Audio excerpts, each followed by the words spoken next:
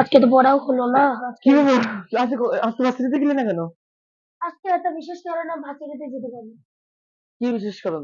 আজকে জানিস না নেক্সট উইক ভার্সিটির পরীক্ষা? সেটা আমি ভালো করে জানি, নেক্সট উইক ভার্সিটিতে পরীক্ষা। এটা আবার আমার মা বাবাকে বলিস না যে আমি আজকে ভার্সিটিতে যাইনি, তাহলে তারা খুব কষ্ট পাবে। কেন যাসনি? আমি একটা বিশেষ কারণে যাইনি। কি তোকে এখন কারণটাকে আগে বল। আর আমি রুম ঠান্ডা কেন? এসি, এই এসি কোথা থেকে আসলো রুমে? এই এসি আমি কিনেছি কবে কিনলি? আজকেই। আজকে? টাকা তোরা পেলি যখন কোথায় এত টাকা? আমি এত টাকা দিয়ে কিনিনি, তুই আমার কথাটা ভালো করে শোন, তাহলেই তুই বুঝতে পারবি।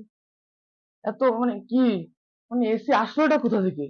এত এসি টাকা তুই পালি কোথা থেকে জানিস না? গোনা টাকা চলতে হয়।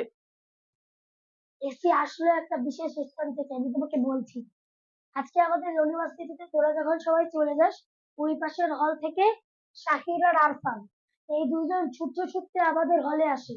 তখন তো হলের সবাই ক্লাসে ক্লাসে নিজের জায়গায় পড়ছে, আমি বাইরে দাঁড়ায় ছিলাম।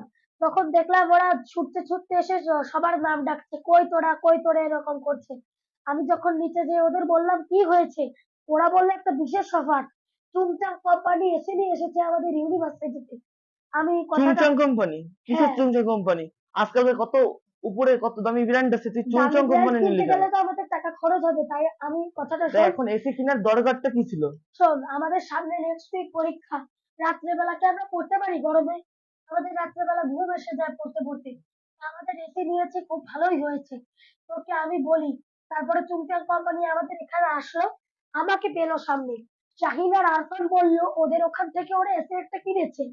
তারপরে চুংচাং কোম্পানির ওই ওনারটা বললো আমাকে, তোমরা যদি এই এসিটা কিনতে চাও ৩ মাস পরে কিস্তিতে তোমরা এসিটাকে কিনতে পারো। 3 মাসের তুই মধ্যে এতগুলো টাকা কোথা থেকে দেবো? তুই আর শোন এসির আমার দামই বা কত? তুই শোন আমার কথাটা। ৩ মাস পরে তোমরা এসির দামটা দিতে পারবে। এসির দাম খুবই কম, মাত্র ৫০,০০০ টাকা। ওরা বললো কি, 50,000 টাকা কম?